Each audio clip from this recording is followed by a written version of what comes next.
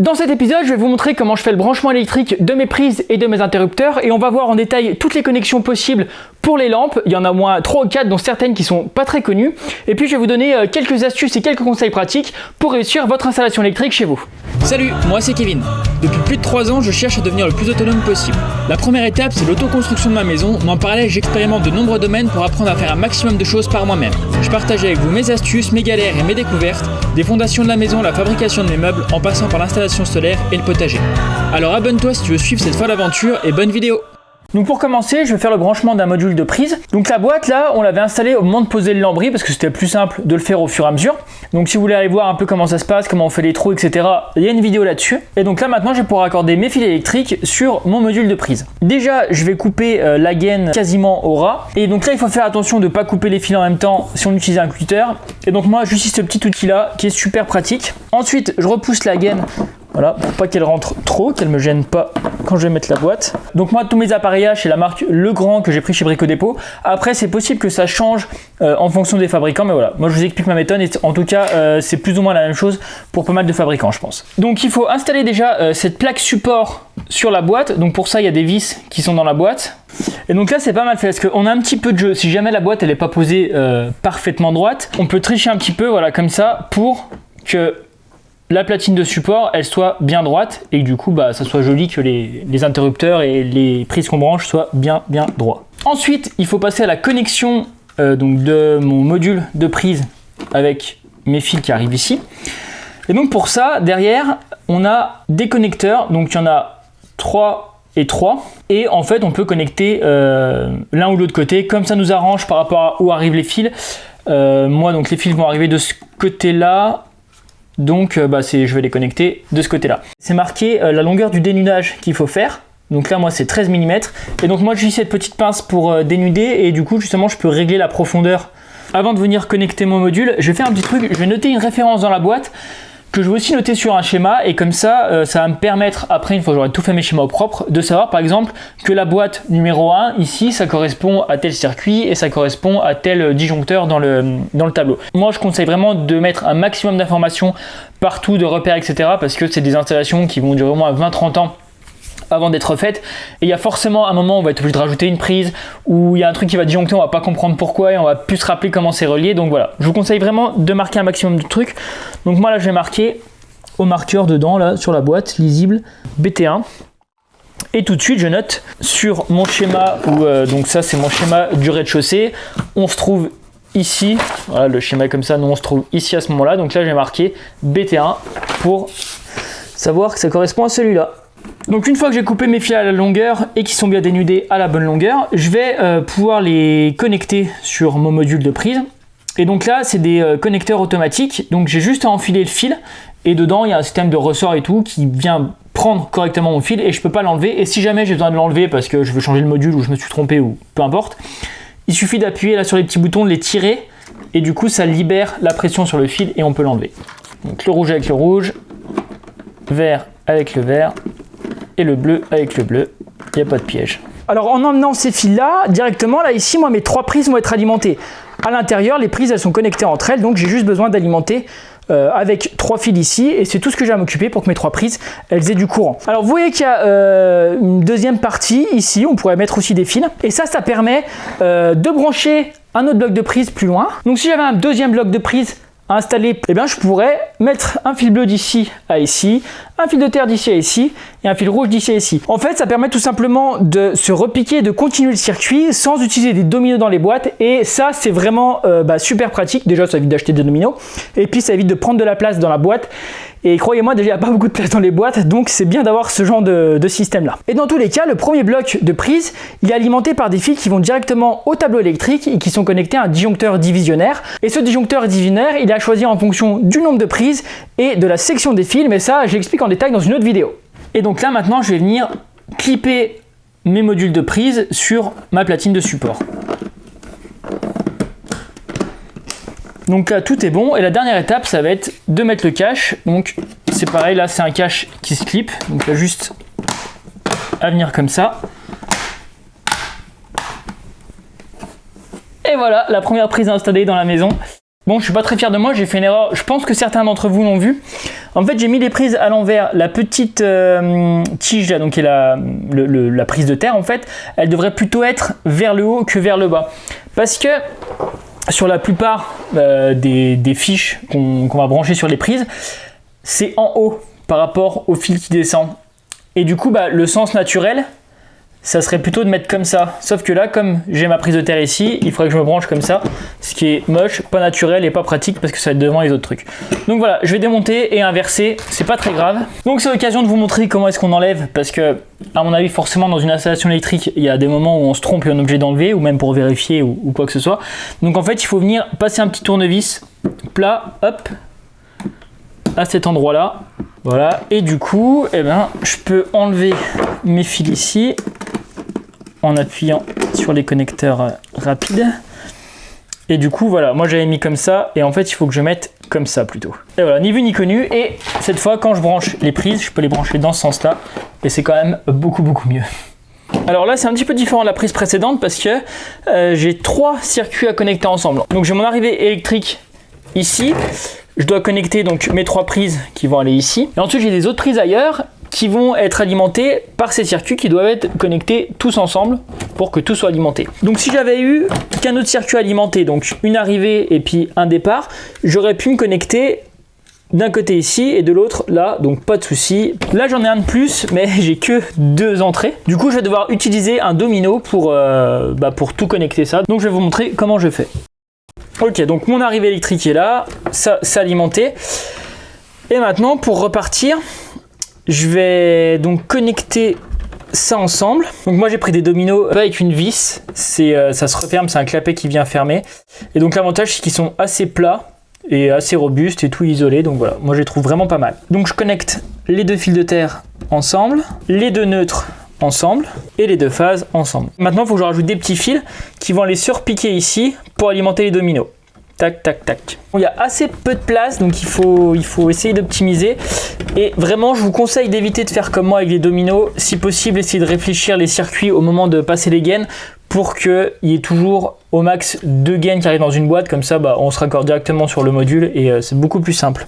Et ce qui est vraiment super important à faire, c'est de toujours utiliser les mêmes sections de fil. Donc là, par exemple, j'ai mon arrivée de courant ici en 2.5 qui alimente la prise.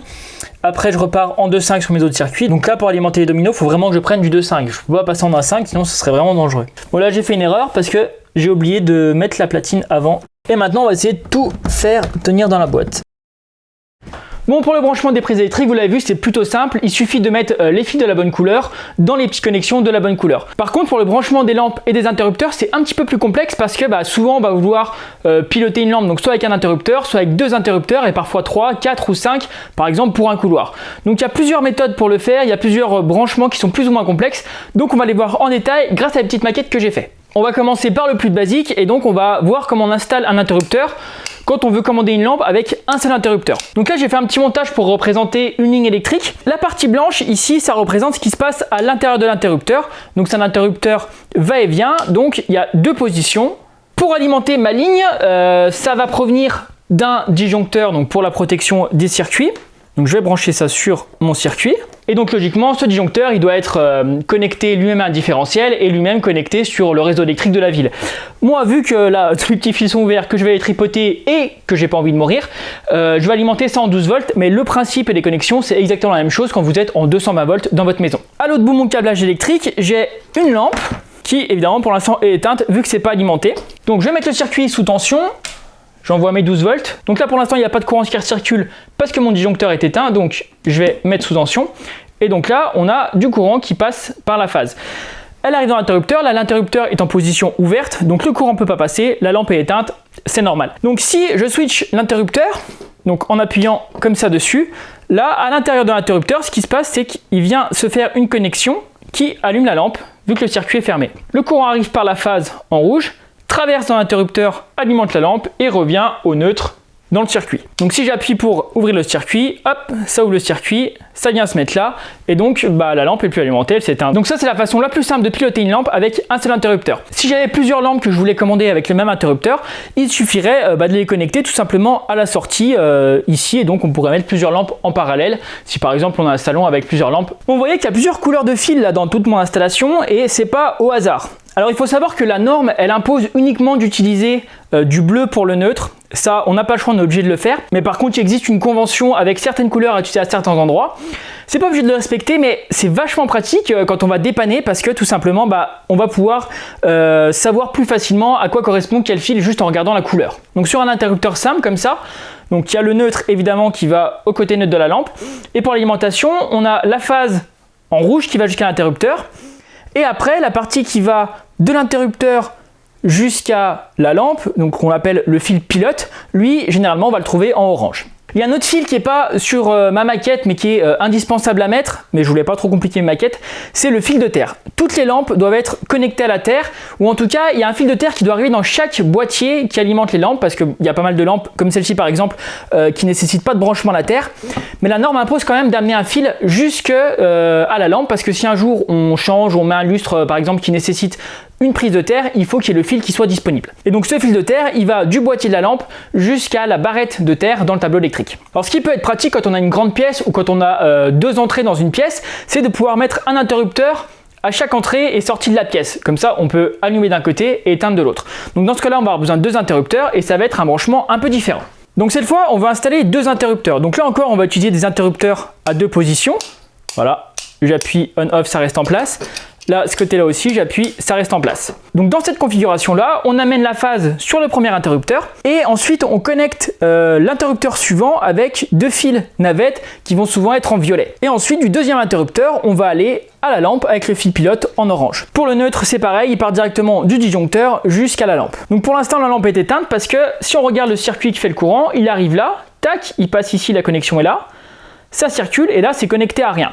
Par contre, si cet interrupteur-là, on change de position, il va passer d'ici à ici, et cette fois, il va s'allumer. Donc là, on allume la lampe en utilisant cet interrupteur-là, et imaginons que là, c'est l'entrée de la pièce, et quand on sort, on veut éteindre par là, et c'est pareil, on appuie une fois sur le bouton, ça va changer, ça va venir se mettre ici, et donc là, c'est éteint parce que le courant arrive là, passe ici, et ensuite, il est connecté à rien. Et là, donc, on voit bien qu'on peut allumer ou éteindre d'un côté ou de l'autre, voilà, soit je suis ici, j'allume ici, tac, soit je rentre par là et j'allume ici. Donc ça c'est ce qu'on appelle un branchement va-et-vient et c'est très utilisé parce que souvent déjà avoir deux interrupteurs pour une pièce c'est souvent largement suffisant. Donc ce qui est intéressant à savoir c'est qu'on peut utiliser le même interrupteur pour faire un branchement simple, un interrupteur qui pilote une lampe comme j'ai montré avant, ou pour faire un système de va-et-vient comme ici. Donc on a toutes les sorties qu'il faut et suivant si on est en branchement d'un simple interrupteur ou d'un va-et-vient, on va utiliser ou non toutes les sorties. Donc quand on veut faire le branchement, vous vous demandez peut-être où est-ce qu'il faut brancher les fils par rapport aux petites maquettes que j'ai montrées. Et en fait sur la plupart des interrupteurs, il y a un petit schéma comme ici. Donc le L ça correspond à la phase et en plus là c'est repéré en rouge. Et ensuite 1 et 2, c'est les deux positions. Donc là par exemple si je suis en 2 c'est fermé et si je switch ça fera la connexion entre la phase et le petit 1. Donc je vais brancher la phase sur le rouge et une navette sur le 1 et une navette sur le 2. Donc là c'est bon pour mon va-et-vient. Donc avec l'interrupteur simple et le va-et-vient déjà on couvre à peu près 80% des besoins. Mais ça arrive qu'on ait besoin de mettre 3 interrupteurs soit sur une grande pièce ou par exemple dans un couloir. Si on veut pouvoir éteindre ou allumer le couloir à l'entrée ou à la sortie de chaque pièce, ça peut être bien d'avoir 3 interrupteurs par exemple. Pour pouvoir piloter une lampe avec 3 interrupteurs, c'est un branchement un petit peu différent, je vais vous montrer. Cette fois on a 3 interrupteurs mais il y en a un qui est un petit peu spécial, c'est celui qui se trouve au milieu. Et donc c'est pas vraiment un interrupteur va-et-vient à 2 positions comme celui-ci. Lui il a aussi 2 positions mais c'est un permutateur. Sur les interrupteurs classiques on a un fil qui passe d'une position à l'autre et donc il n'y a qu'une voie en fait qui est inversée. Sur un permutateur il y a 2 voies qui sont inversées et quand on va appuyer sur le bouton on va passer de croisés comme ça à parallèle. Donc je vais brancher, je vais vous montrer ce que ça donne. Le courant il arrive par la phase ici, connexion ici, il passe là, ensuite hop, il va là, et donc là il est connecté à rien, donc la lampe est éteinte. Si je veux allumer la lampe, disons avec ce va-et-vient, j'appuie sur le bouton, tac, là ça change de position, et hop, la lampe s'allume. Donc si je rappuie, évidemment, ça va s'éteindre. Si j'appuie à l'autre bout pour éteindre ici, donc j'appuie sur le switch, ça change de position. Donc là, la connexion, elle passe d'ici, ça s'éteint à ici. Et malgré la connexion ici, le courant, il passe là, il va là, hop, ici, et là, connecte à rien, donc c'est éteint. Donc là, en fait, on a un peu le système d'un va-et-vient classique. Et donc, ce qui est intéressant, c'est celui du milieu, ce permutateur-là. Qu'est-ce qui va se passer si maintenant, je vais allumer la lampe en passant par ce bouton ici? Ce qui se passe, c'est qu'il n'y a pas un seul fil qui va changer, c'est il y a les deux qui vont passer d'ici à ici, et ça s'allume.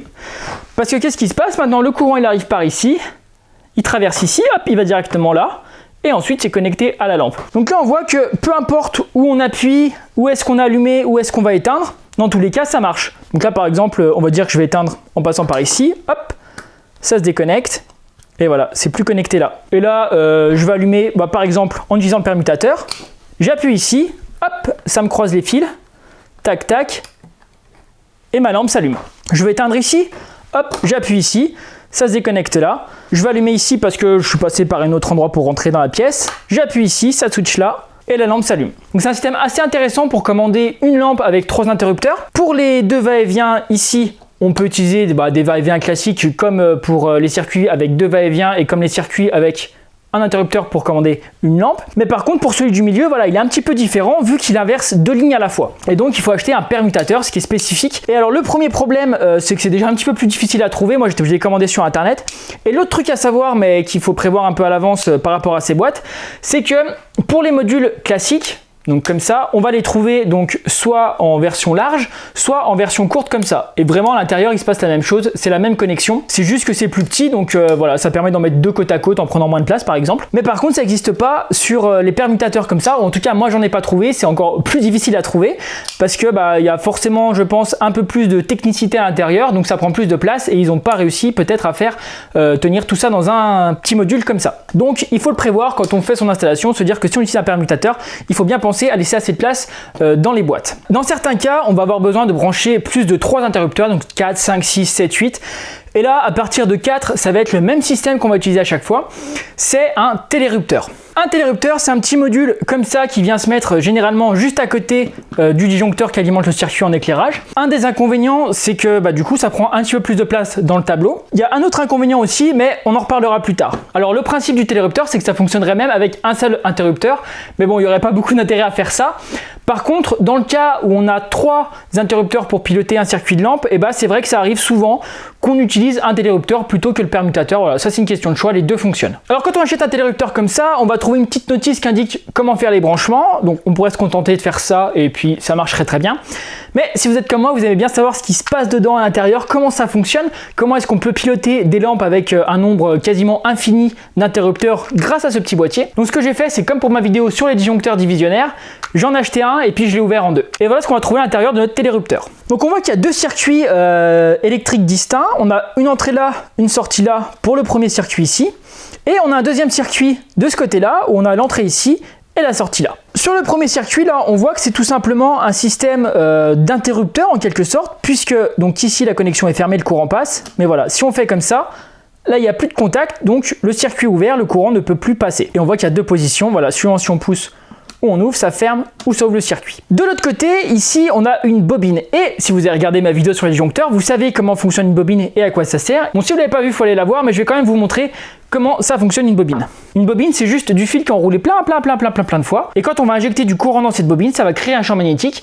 Donc comme un aimant, ça va pouvoir déplacer des objets métalliques. Alors moi, c'est vraiment une bobine de fortune, hein, très vite fait, mais ça permet quand même d'illustrer le principe. Donc on a la bobine et au milieu, on va mettre un objet métallique. Donc là, je vais mettre tout simplement une petite clé. Donc je la mets ici.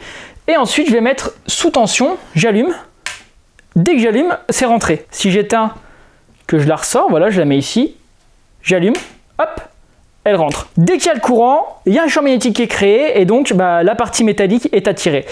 Donc on voit qu'en faisant circuler un courant dans une bobine, on peut déplacer des choses mécaniquement et c'est exactement ce qui se passe à l'intérieur du télérupteur. Quand le courant circule entre ici et ici, il passe par la bobine. Donc la bobine est excitée, elle devient magnétique et elle va attirer cette pièce métallique ici, voilà, comme ça. Et donc on voit que quand cette pièce-là se déplace, elle déplace aussi un mécanisme ici. Et donc on voit qu'une fois qu'on a appuyé, c'est venu fermer la connexion. Et si je rappuie une fois, hop, cette fois-ci, le circuit, il est ouvert. Et en fait, à chaque fois que je vais appuyer, ça va inverser la position du circuit ici. Donc une fois fermé comme ici, le courant passe. Une fois ouvert, fermé, ouvert. Là, on a un interrupteur qui est commandé. Ici, en fait, c'est un interrupteur. On peut ouvrir ou fermer le circuit. Sauf qu'au lieu de devoir appuyer avec sa main, c'est la bobine qui va se charger de fermer ou d'ouvrir le circuit. Donc nous, ce qu'il nous reste à faire, en fait, c'est d'envoyer du courant dans cette bobine à chaque fois qu'on veut allumer ou éteindre un interrupteur. Donc là, c'est un système de pivot et de ressort qui fait ouvrir ou fermer le circuit. Et on peut trouver aussi des systèmes où c'est une roue qui va tourner à chaque fois qu'on envoie une impulsion dans la bobine. Ça va faire par exemple un quart de tour. Et maintenant qu'on a compris cette partie-là, on peut retourner à la maquette. Bon, alors les branchements paraissent un peu plus compliqués, mais vous allez voir, c'est quand même largement compréhensible. Donc ici, en blanc, j'ai toujours mes interrupteurs. Et là, dans le partie marron, j'ai représenté en fait ce qui se passe à l'intérieur du télérupteur. Donc on retrouve la partie ici qui ouvre ou ferme le circuit, c'est pour le circuit de lampe.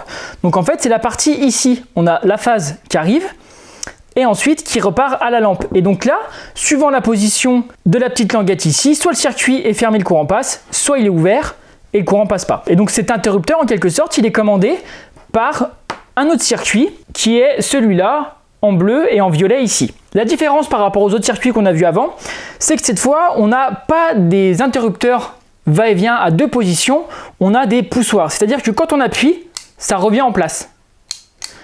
Il n'y a pas une position ouverte, une position fermée. Il y a juste une position fermée qu'on maintient et qu'on relâche après. Ça ne sert à rien de laisser fermer le circuit parce que la bobine, il suffit juste d'envoyer une petite impulsion pendant quelques millisecondes pour que le système se déclenche et que ça fasse pivoter notre système pour fermer ou ouvrir. Une impulsion, c'est suffisant. Il ne faut pas, au contraire, que la bobine elle soit tout le temps alimentée. Ça pourrait poser un gros problème. Donc on va voir ce qui se passe quand on branche tout ça. Donc il y a la phase qui alimente d'un côté nos boutons poussoirs et de l'autre qui va alimenter la lampe quand le circuit est fermé. Pour l'instant, le télérupteur est en position ouverte et disons qu'on va hop, appuyer une fois. Donc le courant vient par la phase, hop, traverse le bouton poussoir vu qu'on a appuyé, ça excite la bobine, elle vient se mettre en position fermée et donc la lampe s'allume et donc ça reste fermé indéfiniment jusqu'à ce qu'on ferme un autre endroit ou au même endroit le circuit pour réexciter la bobine et passer dans l'autre position. Et donc ça peut très bien se faire sur le même bouton poussoir ou sur un autre. Donc là par exemple si je fais tac, le courant passe ici, vient ici, excite la bobine, hop, ça pivote notre petite languette et donc le courant ne peut plus passer pour alimenter la lampe. Alors le télérupteur il a un petit défaut, c'est qu'il va faire du bruit parce que quand on va le déclencher en appuyant sur un poussoir, la bobine est excitée et donc avec le système de ressort et la partie mécanique qui se déplace, on va entendre un petit schlac, schlac. Et donc si c'est un tableau qui est dans le garage et donc que le télérupteur est resté dans le garage, on va pas l'entendre, mais si comme moi par exemple c'est à l'intérieur de la maison, ça peut éventuellement être pas très agréable d'entendre ce schlac schlac à chaque fois qu'on utilise le télérupteur. Alors il faut savoir qu'il y a des télérupteurs mécaniques comme ça qui ont un bruit atténué. Donc la conception interne fait qu'on entend très peu de bruit. Ou il existe également des télérupteurs électroniques. Donc là il n'y a pas de système de bobine, il n'y a pas de déplacement physique, donc il n'y a pas de bruit. Mais je crois que ça coûte beaucoup plus cher. Donc voilà, c'est une solution, mais c'est vraiment pas indispensable. Ça dépend si vous êtes sensible au bruit, ça dépend surtout où installer votre tableau. Bon alors maintenant que tout est clair au niveau des branchements, je vais pouvoir passer à la pratique et m'occuper de faire le branchement de toutes mes lampes dans ma maison. Il n'y a que deux fils, c'est parce que c'est pas un va-et-vient, c'est un télérupteur. On voit qu'il revient en place, il n'a pas deux positions, il a une position normale et une position appuyée. Et donc là, on a un petit schéma derrière qui est un petit peu différent ou un petit truc en plus. Et donc là, on voit qu'il faut se brancher, donc pareil, la phase en rouge. Et donc l'autre, on voit qu'en condition normale, c'est fermé quand c'est sur 2. Donc si je me branchais là, ça voudrait dire que le courant il passe tout le temps. Donc il faut que je branche mon fil violet sur le petit 1 pour que le circuit soit fermé juste quand j'appuie et qu'il soit ouvert quand je relâche, ce qu'on veut pour un télérupteur. Et après, je peux clipper, hop, mes modules. Donc là, on voit on-off. Et là, télérupteur, j'appuie. Ça s'allumera. Et pour finir tout propre, le petit cache vient se clipper dessus. Et voilà. Alors il y a encore quelques petits trucs à savoir quand on fait l'installation de ces appareillages électriques. C'est qu'au niveau des boîtes, je me suis rendu compte qu'il n'y a quand même pas beaucoup de place dans les boîtes et que parfois sur certaines connexions j'avais été un petit peu ambitieux. Alors il y a deux choses auxquelles il faut faire attention, c'est que déjà il faut tous les fils et toutes les connexions tiennent avec éventuellement les dominos et les appareils qui sont plus ou moins gros suivant si c'est un interrupteur, un télérupteur. Il y a aussi les interrupteurs de volet roulant qui sont vraiment gros et qui prennent pas mal de place dans la boîte. Et du coup, déjà il faut que tout ça tienne sans trop forcer pour pas abîmer les boîtes et pour pas que ça abîme trop les interrupteurs et ce qui est connecté dedans. Et aussi parce que dans la norme, c'est marqué qu'il faut que les connexions se fassent justement sans que ce soit trop bourré. Alors c'est pas très précis, mais voilà, j'imagine que le consuel, quand il vient vérifier l'installation électrique, il peut dire là non, là t'as un petit peu abusé, il y a trop de fils, il y a trop de connexions dans la boîte et c'est pas top. Donc ce que j'ai fait à certains endroits, j'ai changé les boîtes. Donc les boîtes de base, elles font 40 mm de profondeur, donc entre ici et ici. Et il existe des boîtes qui font 50 mm de profondeur. Donc d'ici à ici, et donc ça permet de gagner 1 cm. Alors on se dit qu'un centimètre c'est pas grand chose, mais en fait si dans des boîtes comme ça, ça fait la différence quand on a pas mal de connexions. Ça permet de caler un ou deux dominos en plus, de caler un petit peu plus de fils en plus, sans que ça soit trop bourré à l'intérieur des boîtes. Et l'autre petite astuce que j'ai utilisée et qui est très pratique, c'est de prendre des dominos qui sont le plus plat possible. Donc il y a ce système là que moi j'aime bien quand on a plusieurs fils à mettre ensemble, et des dominos que j'ai découvert il y a vraiment pas longtemps, c'est ceux-là qui permettent juste de connecter un fil à un autre fil. Mais ce qui est intéressant, c'est que souvent pour connecter deux fils on va avoir ce type de domino où en fait le fil arrive là et il repart ici. Sauf que ça souvent ça prend de la place dans la boîte parce que tout simplement, je vous montre. Donc par exemple, j'ai cette boîte qui est installée dans ma maison, un endroit, et donc j'ai un fil qui arrive ici, un fil qui arrive là. Et je veux que ces deux fils soient connectés parce que voilà, ça doit alimenter. C'est comme ça dans l'installation et vous verrez que souvent on a cette configuration là. Donc ce qui fait que quand je vais faire mon branchement à l'intérieur de la boîte, je vais être dans cette position là, tac, et je vais devoir faire comme ça pour venir alimenter le deuxième. Et donc là on voit que ça prend une certaine place, alors que si on utilise ce petit domino là, ça peut utiliser moins de place.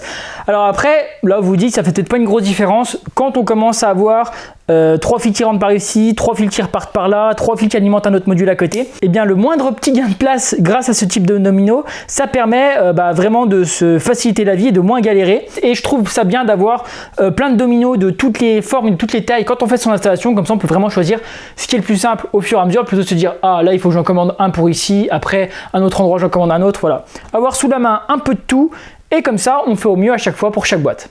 Alors il y a d'autres choses que j'ai branchées dans ma maison que je vous ai pas encore montré. Par exemple, j'ai branché des petits ports USB pour pouvoir brancher le téléphone, pour pouvoir charger mes batteries. J'ai aussi branché mes volets roulants, mais bon, tout ça je vais vous le montrer dans d'autres vidéos. Là aujourd'hui je me suis concentré sur l'essentiel, les prises électriques et les interrupteurs. Alors c'est un petit peu frustrant parce que je peux pas tester toute l'installation de ma maison, tout simplement parce que avant de connecter mon tableau électrique, il faut qu'il y ait le consuel qui passe pour valider l'installation et que je puisse enfin relier tout ça à l'électricité et pouvoir en profiter. Je vous montrerai ça aussi dans d'autres vidéos, et puis une des prochaines vidéos sur l'électricité avant d'appeler le consuel et de savoir si j'ai correctement réalisé mon installation, ça va être de tout noter correctement parce que ça c'est aussi un truc qui est exigé par la norme. Il y a certains étiquetages à faire, il y a certains schémas à faire, et donc tout ça je vous l'expliquerai dans une prochaine vidéo. Donc on se retrouve bientôt pour une nouvelle vidéo sur la chaîne, et en attendant moi je vous dis à bientôt les pingouins. Ah, j'ai branché à l'envers.